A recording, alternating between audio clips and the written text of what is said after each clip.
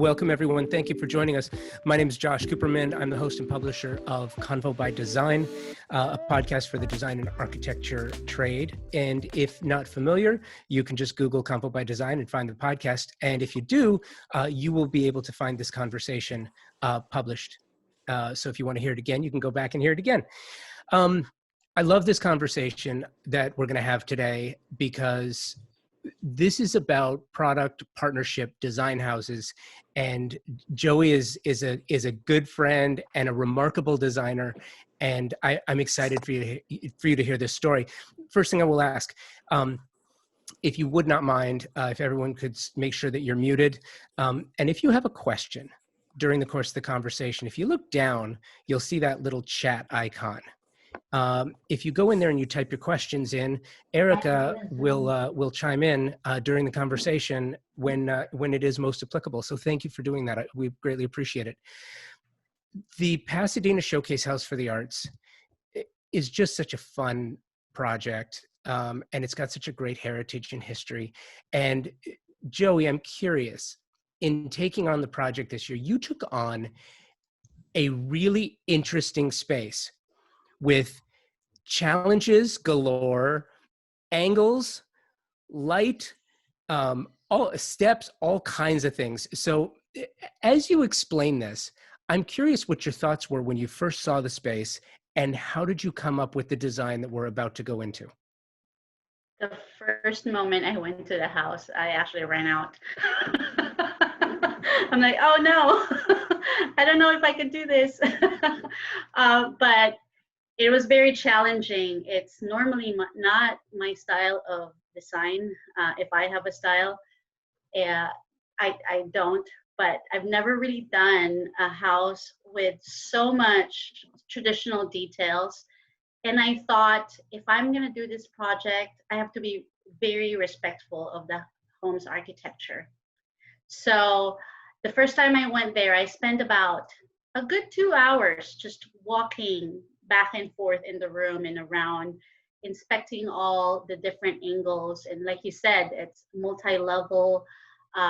So from the main bedroom area, you go down a couple steps to the closet area. And the existing space, the closet was very, I mean, the whole house is very segmented. So it's room after room after room. It's like a maze. Like, okay, how do I get out of here?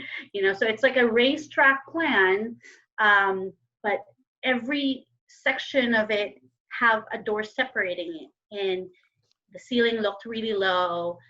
So it was very scary to take on for a very short period of time to finish it for, you know, the normal schedule of showcase. So it you know, I mean, it took a lot of courage to say, okay, we can do this challenge. And without the support of all the sponsors who were just like rooting for me, like, hey, you can do this, you know, let's do it. And so we did. And spending time and letting the architecture really speak to me.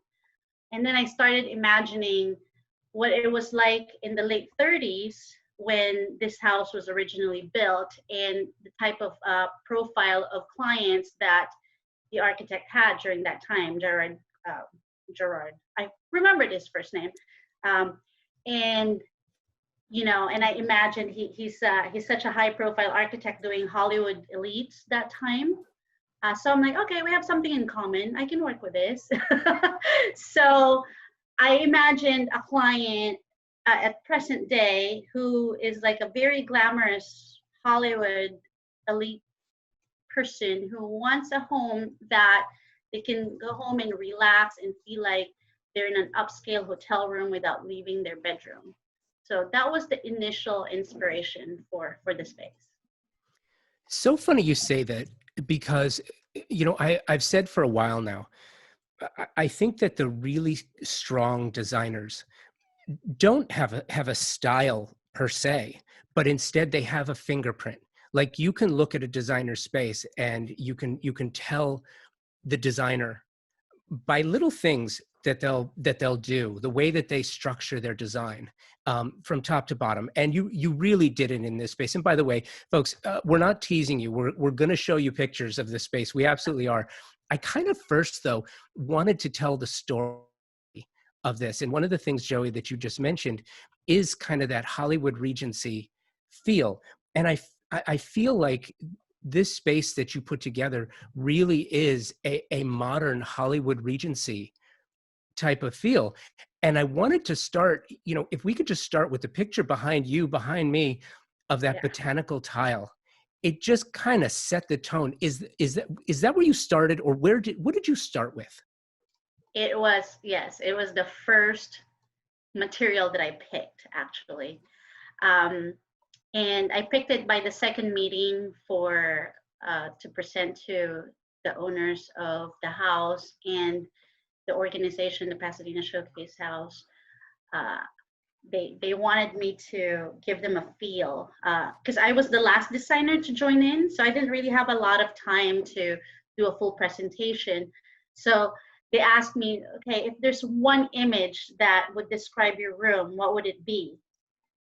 So instead of looking for inspiration images, I started researching the materials. And fortunately, Walker Zanger was one of the sponsors. So I went through their website night after night before that meeting, and then came across the Botanicals. And I'm like, that's it. That is the perfect tile for this project. So when I showed it to Pasadena Showcase House and the owners of the home, they're like, oh, so is this a painting? I'm like, no, it's the tile. It's the actual tile that we are going to use. And they're like, wait, what? Like, that's a tile? So, and I told them, yeah, it's big scale. It's 24 by 48. So, you're not going to end up with little leaves. The leaves are like full scale Monstera plants. So it's fabulous. So that was my first image and the first material. And then luckily, like, all the paint color palette that I had to choose from just matches what's on the tile. So it just really came together. One of the things that I love, and Erica, would you do me a favor and go back to that image, please, for 1 second? One of the things that I love is, I was just talking about that fingerprint, right? And because of your work, and I'm so familiar with your work, there's a couple of things, folks, if you're watching this, I'm going to point some things out. And if you're listening, well, enjoy the story, but you can also go, we're going to put together a video, and we're going to put some images on Instagram. So a couple of things I want you to notice first is how, Jhoiey, I want you to talk about how you integrated the fixtures and the hardware into that tub. That tub is amazing, but also notice part of the fingerprint. One of the things that you do so well as a designer is the way that you take the light that you're given and integrate so many other forms and sources of light. This particular bathroom, for folks that you won't see here for the most part, opposite the tub, there's a window that looks out to the motor court. That window is now covered by a wall because you installed the steam shower on the other side of that, and we'll see this in a minute. But if you look down at the floor, you can see that underlighting because that tub is on a raised pedestal, which could be a disaster in a bathroom. But you really did everything possible to highlight it, and it's almost like a little stage. Is that what you were thinking? Well, when I first started doing this type of lighting, it was out of necessity, really, because whenever you have a change of steps, it's always dangerous because it's a tripping hazard. And I always want materials to be in its purest form. So if you notice, I always insist on mitered edges. So I rarely use a butt joint. So when you miter an edge, there's no differentiation of the lower step versus the upper step. So it becomes really dangerous. So instead of putting a sticker or putting a different material, I wanted the purity of material to remain. So I started lighting them up to kind of just say, hey, there's a step here. So it all started from safety, from necessity, from function, and it just became the signature, like you said, we light up everything now. It's kind of a running joke in the construction site. Oh, you want a light here, right? Whenever I have change of surfaces or change of material. So it kind of designates that step. But in effect, it became kind of like a stage. For this particular project, because we are, it's a showcase house, so we're only involved in a certain area, and we can't really touch the area below us or next to us. So when you're moving plumbing, obviously the ideal way to do it is through the existing, through kind of the crawl space, or the plenum space, or between the floor and the ceiling of the floor below. However, we cannot do that here. So to be able to move the tub where we placed it, we have to have a step up so we can drain it properly. So again, out of necessity, the solution to those small problems became the design detail that really stood out. Yeah, I love that. And it's funny because as we talk through this, for those playing at home, it's kind of like a Where's Waldo. If you can pick out all of the lighting sources that Jhoiey has incorporated into this room, and I don't mean just your standard lighting, there's fixtures here and there, there's underlighting here and there, but if you look at that tub, because you've got a reflective surface on it, you're using that light to reflect off. If you look at the fixtures above, you can see how there's additional light bouncing off the ceiling.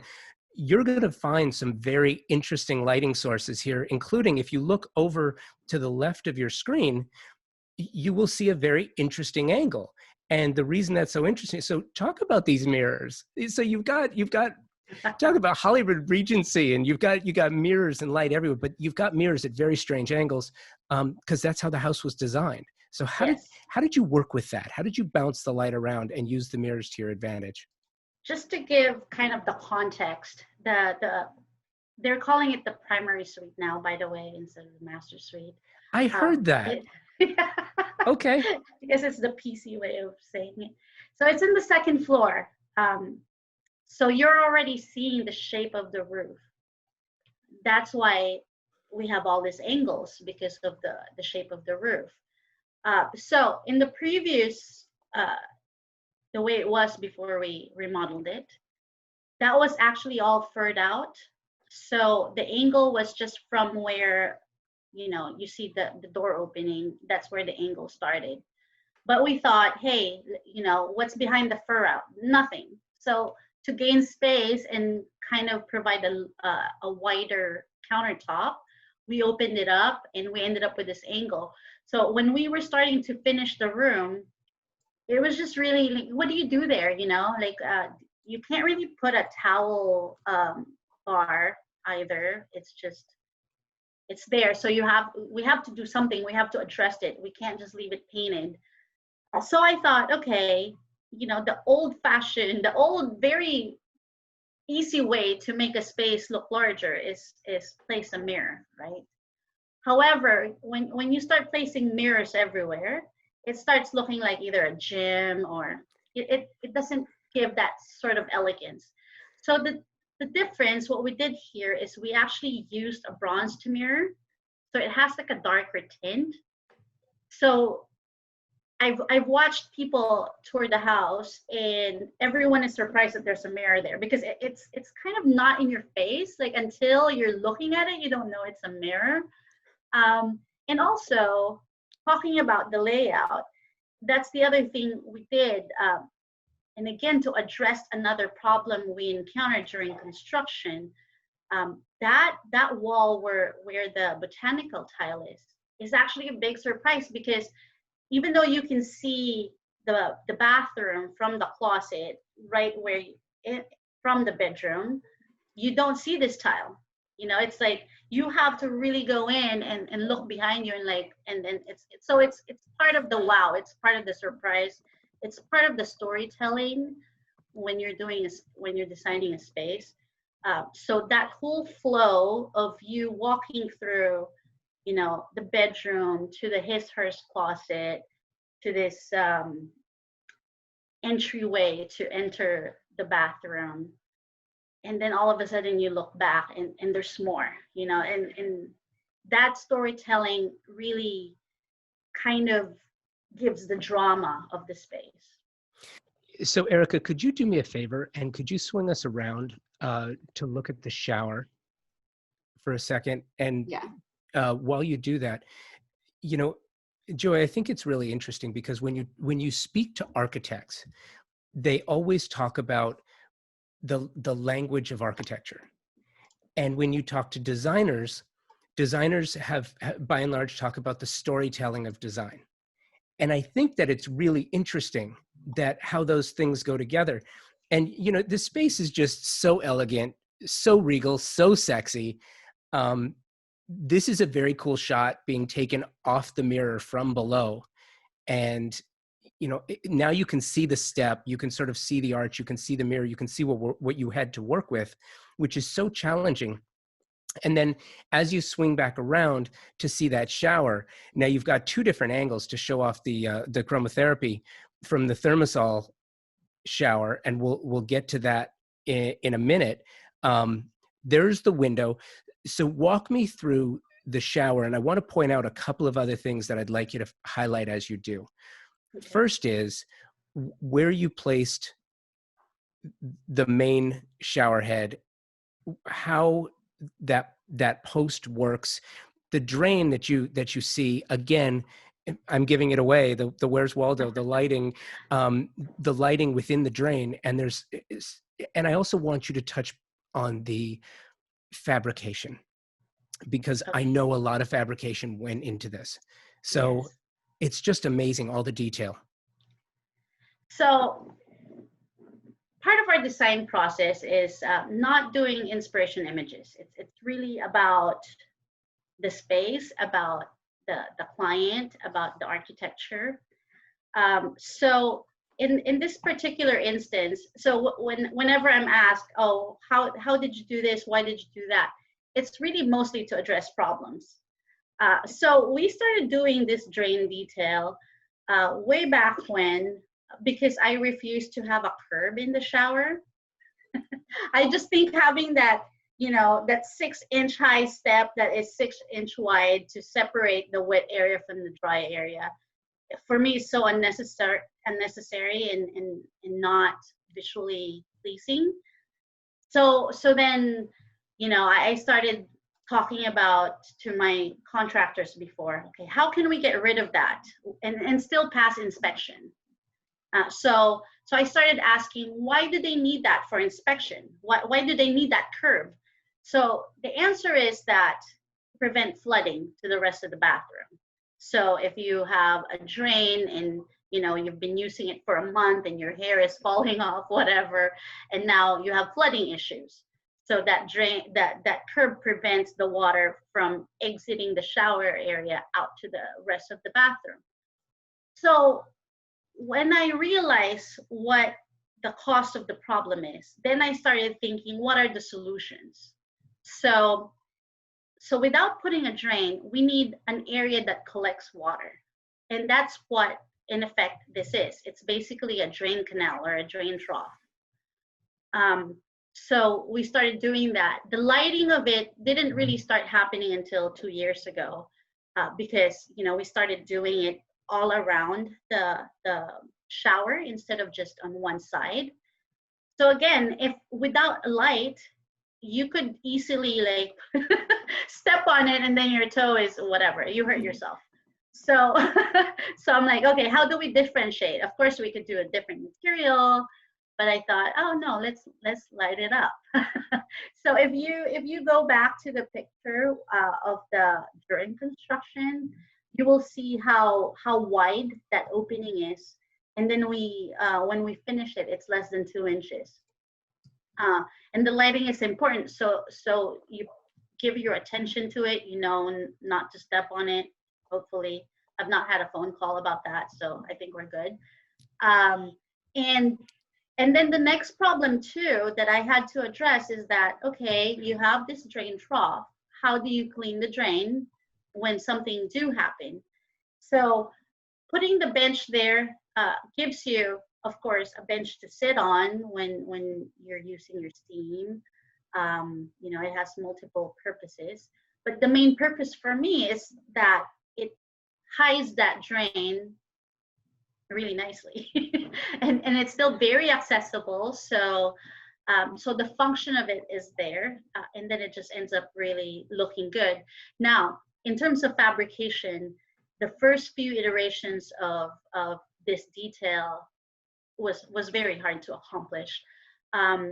Using a slab actually helped a lot, and especially this is a 1/2 inch slab, and so it's easier to miter.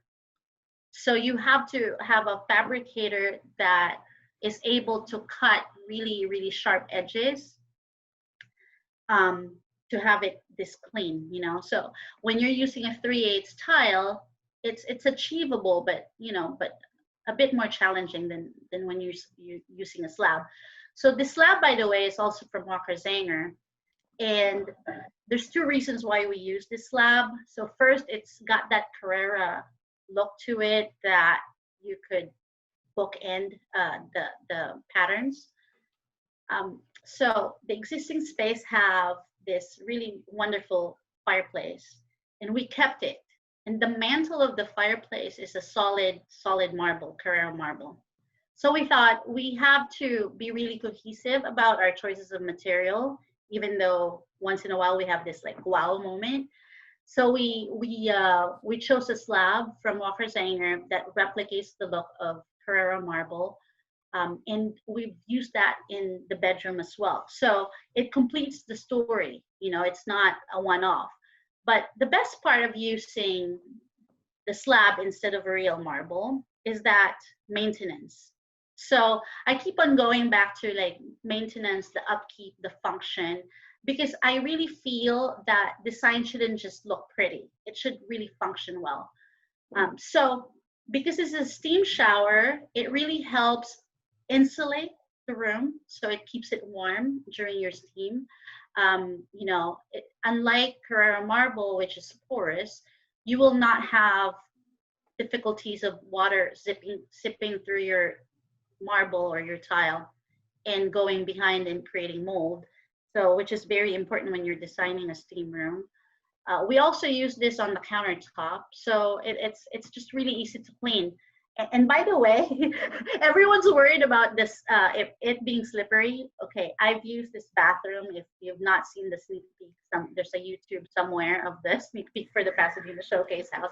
And I did use the steam in the shower, and I can assure you it's not slippery. Well, no, and that's what's so special about this particular product. And in addition, I kind of wanted to go back to a couple of things, back to the fabrication for a minute. And I want to know, when you work with your fabricators, how much control do you take? For instance, Erica, could you go back to that one image where you're showing the thermosol control panel? Because I want to point out the cut there is really interesting. There's a mirrored cut that they did on this, and it's so elegant the way that they did it, and because of the way that the veining was, you got to mirror it and sort of butterfly it a little bit, and it looks like everything's sort of pointing back to it looks like it's pointing back to the control panel and the window, which from a distance, if you look at it, it looks so intentional, and if you look close at it, you don't lose any of that detail. I just think it's so elegant in the way that that's done. And there's a couple others that I noticed under the bench, how you really strategically have the veining so that it all just looks so seamless and natural. And I'm curious, how much participation do you have with that? Or do you trust your fabricators to do it themselves? I'm a major control freak in I terms of construction. So the first thing after I made the decision of what finishes to use, I actually asked for a full scale image from Erica, and she provided me with, you know, like the actual image of the slab. So we did a 3D rendering showing exactly how I wanted laid out. So it's to the inch to how we wanted it. And then, so aside from providing these images to the fabricator, also during fabrication, I don't let them go to the next step until I approved what's been cut. So even before they cut, when they're starting to template, you know, we coordinate, they show me where the template falls and how it all works out, because sometimes it doesn't quite work out the way I imagine it. So they have to tell me that I have to make adjustments. So we've done that a couple times in this one. And I'm trying to remember too, as you put this together, you know, as we look at this, I think it's interesting because you have the post, and on the backside of the post is the handheld. And I think there's a couple other jets there as well, but also how you have the, yeah, there you go. And also how you have the doors opening. Now, there's 4 doors. And I think, again, it's so seamless because you've got, basically, you've got the sauna, you've got 2 doors on the shower, and then is that the water closet on the right? Yes. So you've basically encapsulated everything within this space. It's a tight area, but it doesn't look small. It's a very small footprint. So to be able to fit all the conveniences, all the spa features that one would like in their bathroom, we had to be very creative on how we lay it out first, and the choices of material. So here, instead of using walls to divide the spaces, we use glass to divide the spaces. And that really gave us at least 10 inches, you know, because otherwise you will have, you know, a 4-inch studs, and then plus drywall on either side, or, you know, or green board. And then you have to, you can't really thin set a slab. It has to be like an actual mortar thickness, which is about 1 inch. So walls would be about 6 inches thick on each side. So we thought, you know, no, that's a lot of room that we can gain by using glass as dividers. And obviously for the water closet, you want it to be more private. So we frosted that one just to add. Yeah, brilliant touch, brilliant touch. And also, I just wanted to point out one other thing too, back to the Secolo tile, the porcelain slab rather, because it's porcelain, it does have that texture, so it's not slippery like marble, which makes it such a great product for this usage. Backing up a little bit, take me through this. Who were all your partners, and how did you work within those partnerships? And I want you to sort of, we're looking through a different lens here because everybody knows that this year was different. Design is different. We have, for, in case you didn't know, this year was different. Everything has forever changed in the design industry, and in every industry really, but in the design industry more so. Specification has changed. People's tastes have changed. I can't remember in my lifetime a year like this where people's tastes and desires have changed so dramatically. And what's interesting is you started this project well before March 12th or 13th when the world shut down. So you were planning this well in advance of this happening. And I'm curious how that affected your design and how it's affected the way you work with your partners. Yes, interesting story actually. So when we picked this tile, we didn't really start the showcase project. I think it was almost mid-February. We did not have a lot of time. So when I picked this tile, I showed it to Erica, and she said, we don't have stock. Choose something else. Sorry, Erica. But I was very persistent. I'm like, no, I can't choose anything else because I'm in love. You know, this is it. Like if I change this, it changes my whole concept. So I was almost rude. I'm like, I almost don't care how you get it. I just need you to get it. But the great thing about Walker Zanger, and actually every partner we have in this project, they made it happen. So we actually got everything before the whole world shut down. So if Showcase was, it was supposed to open, I think April, we would have opened in April because everyone pushed to get us what we needed. So obviously for the tiles and the slabs, it was Walker Zanger. It was probably the last shipment out of Italy. Oh, and then I'm like, oops, sorry, I should have ordered one more piece. They air freighted it. So, you know, to other designers out there, Walker Zanger makes it happen no matter what. Of course, you have to have a budget for it, except if you're doing showcase. So the other thing was Franz Wigner for all the plumbing fixtures. So I want to talk about it a little bit because, again, this is it's a marriage of traditional and modern architecture, feminine and masculine. What else? There was another thing, glamour and relax. You know, like usually when it's glamorous, it's hard to relax. And then when it's relaxed, it's not glamorous. So we thought this was like the perfect marriage between those three kind of push and pull of concept, right? So this one is very, I've used it several times because I'm just in love on the profile of it and how it's so clean. So Franz Wigner is a German design, South American manufactured. And when I told them when I needed it, they just hang up on me. It's like, nope. But throughout this whole thing, the partnership with DRS was actually really helpful because they were the ones helping me push everybody and explaining how important showcase is in our normal world, much more now during the pandemic, of, you know, how everyone just teams up and collaborate and make something special happen. So the plumbing fixtures are Franz Wigner. The thermosol, of course, for the smart shower system and the steam.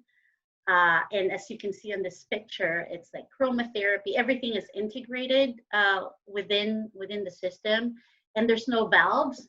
So it's a cleaner design. So everything that you see in the bathroom, in the shower, is the shower head. Everything that water's coming out, you know, body sprays, hand shower, the steam head, and all that is controlled through the screen that you see on the screen right below the window. And then the shower head have an integrated lighting system for chromotherapy and also speaker system that could play your music, or you could play a video from the screen and it plays the sound through that speaker system.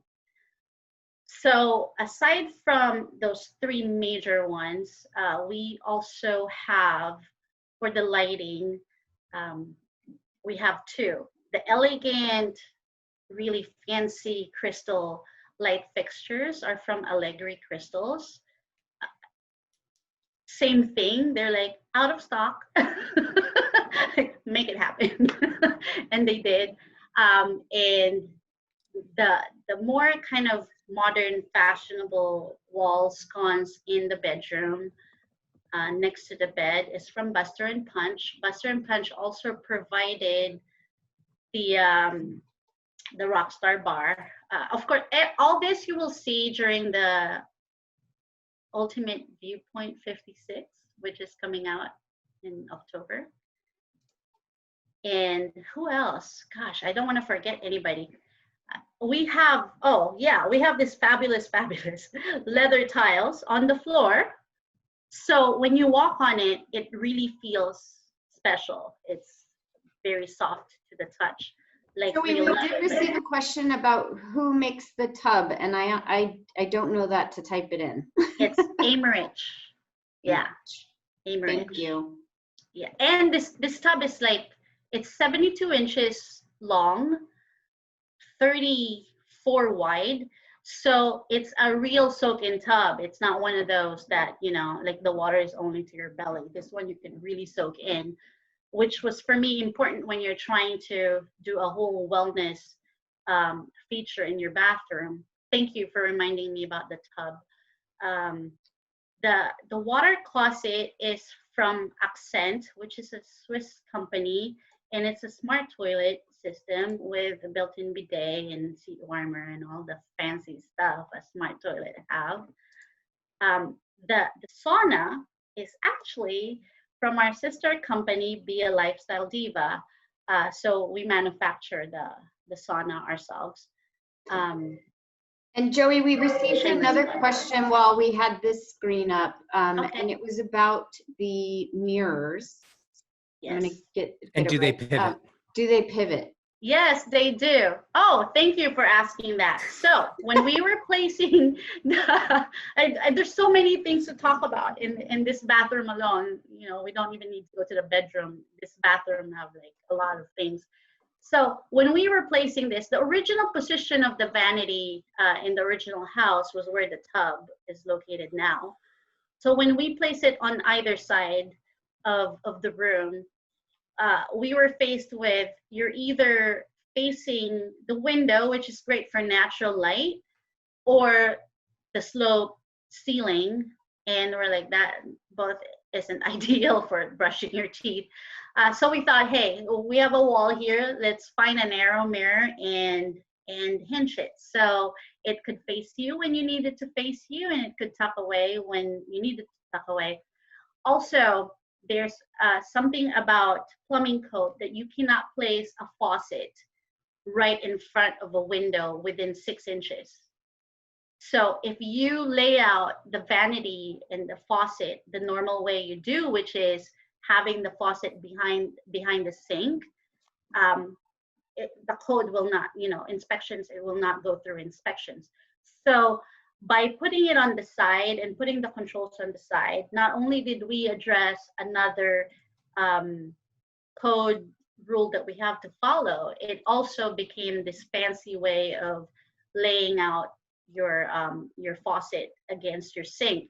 And it's easier to control the valves for the hot and cold when it's right in front of you and next to each other, rather than going behind and reaching behind the sink. So yes, to the quick answer to the question, yes, it pivots. Jhoiey, it's really interesting too, because I was going to ask you about a couple of your choices, and that was one of the ones I was going to ask you about.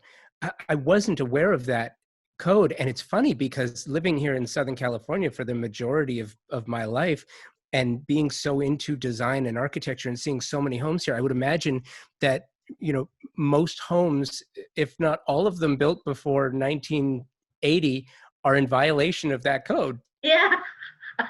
Especially Yeah. in the kitchen. If the mirror is higher, if there's backsplash somewhat that is 6 inches or above, you're fine. Yeah. So okay. However, the way we have it in the showcase house, it's right on the counter. So that's why it's violation. It's a code violation if you put it there. That's great. And I know that Erica, there was a question about, could we show the water closet? I don't know if there's an image of that. Oh, you have to wait till the ultimate viewpoint 56. The other question that I had was, did you have any images of the bedroom? I'm just curious if can we sort of swing around and look at the bedroom for a second? Because I want to point something out. Jhoiey, in your design of the bedroom, I wanted to ask you about the choice. Oh, that's so sexy. That is just so amazing. The choices that you made here, where you're tying in the slab from the shower. Yes. You've got the color palette, which is not exact. By design, it feels like. The lighting, you still have that regal lighting and the underlight. I mean, just so much to take in here and unpack. Can you walk us through the choices you made and how you decided strategically when and where to tie everything together? Sure. When I first walked the space, the first thing in a bedroom that you have to think about is the positioning of the bed. So this is kind of a slam dunk. There's a two windows on that wall, and so it's perfect for the bed, right? And that's where the bed was before. Nothing new about it. However, what's new is the way this is all built in. It's a built-in platform that folds into the headboard, that folds up to a very dimensional ceiling. And then we shouldn't show the image of the other side, but you'll see it on, in October. And it folds down to a media wall. And the media wall is where the TV is and some storage and stuff. So this room is not particularly large, you know, for a master bedroom. It's a good size, but it's not one of those, you know, you can fit 5 beds in. So, so by doing a built-in, we've kind of erased the question of where could I put the bed, where should I put the TV? You know, we've answered all that question.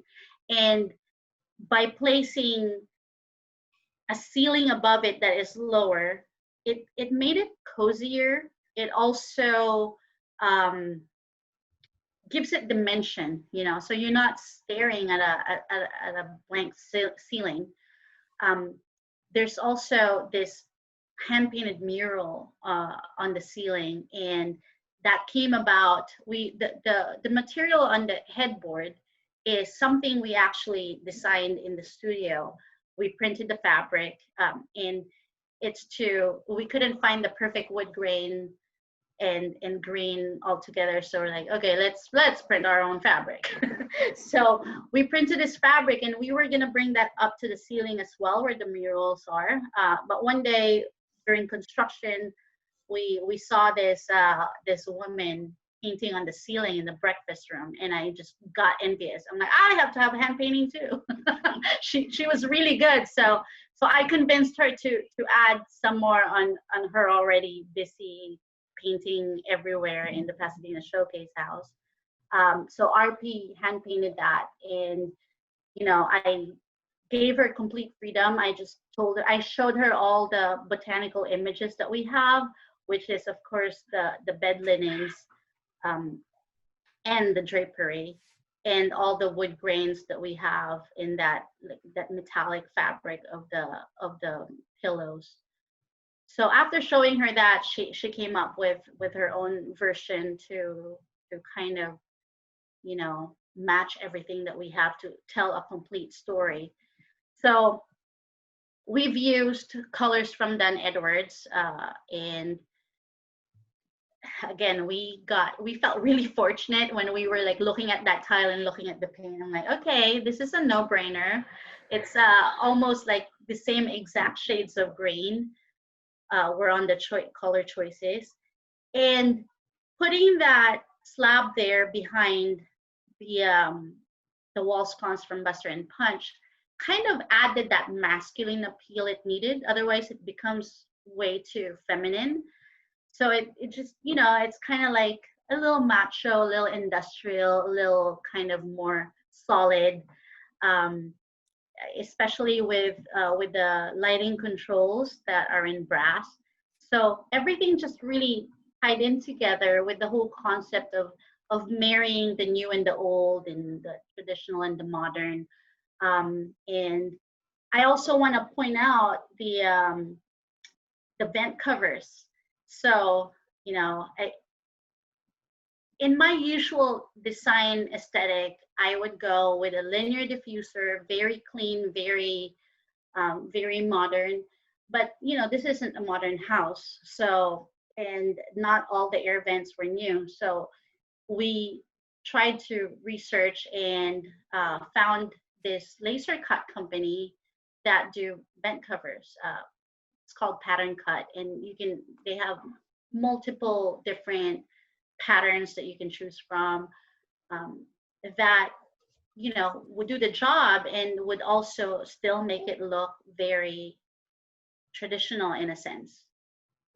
Well, and you know, one of the other things you talk about this balance and dichotomy between masculine and feminine, between traditional and modern, between you know, all of these different elements. One of the things that I really wanted to focus on in the last couple of minutes that we have left, I'm just amazed at how fast this has flown by. But something that you did, just simply masterful. And Erica, would you go back to that for just Sure. a second? Because Mm-hmm. I wanted to, the bedroom image, please.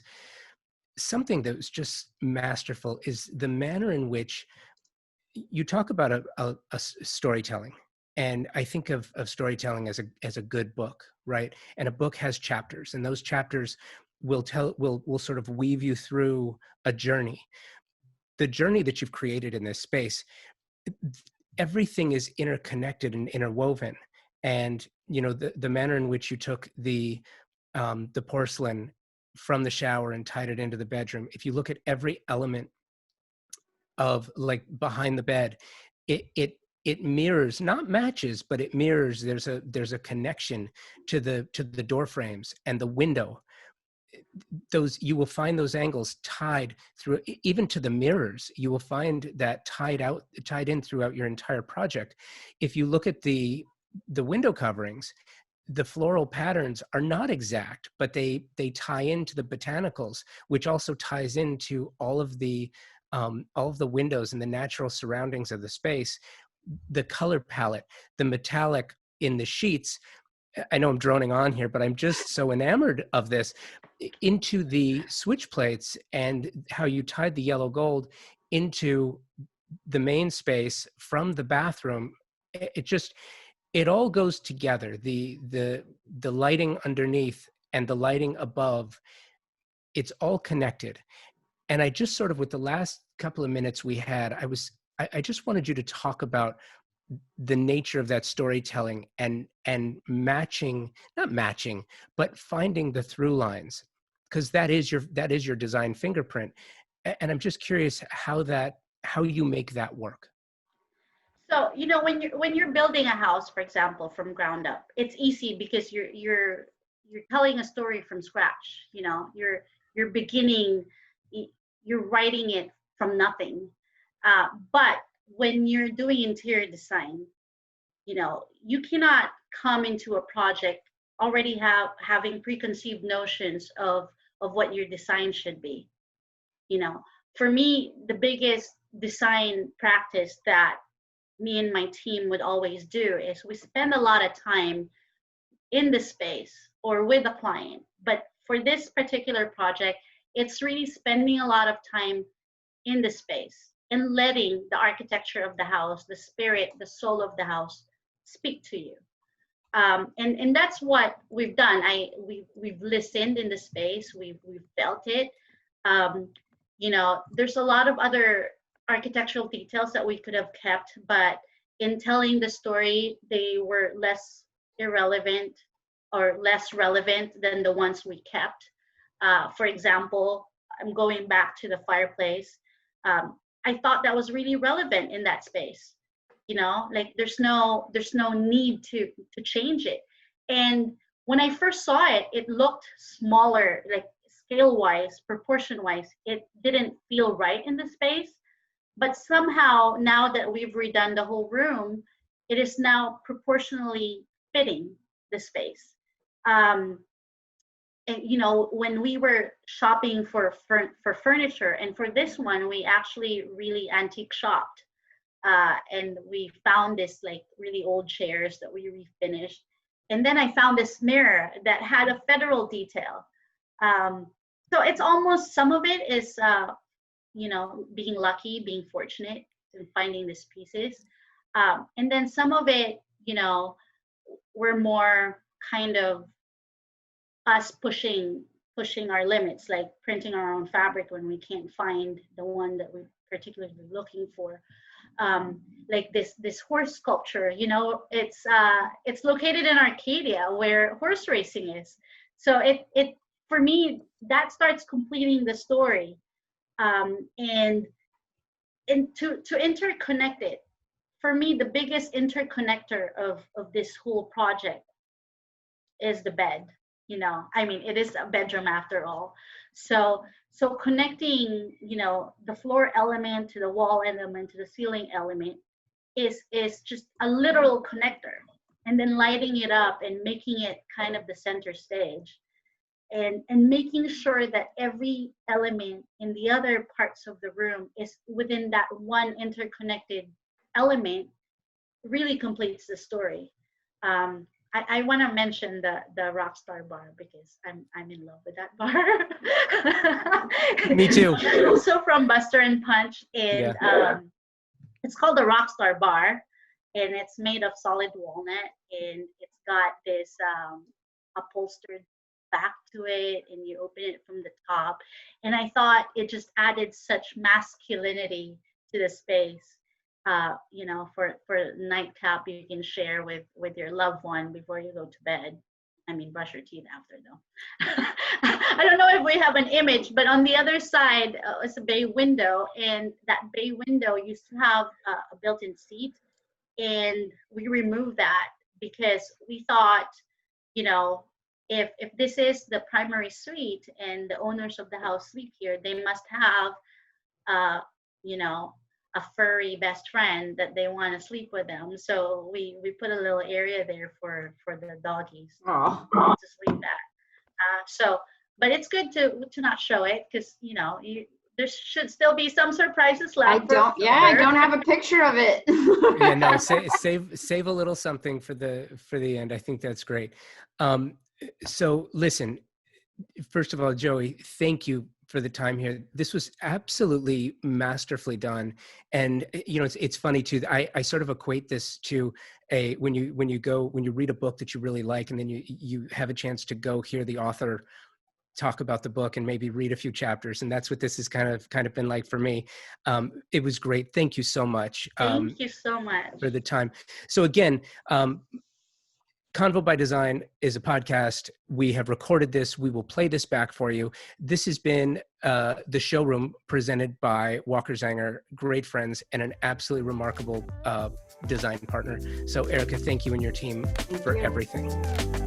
This has been great. Jhoiey. Thanks, guys. Thank you. Thanks all. Have a great day.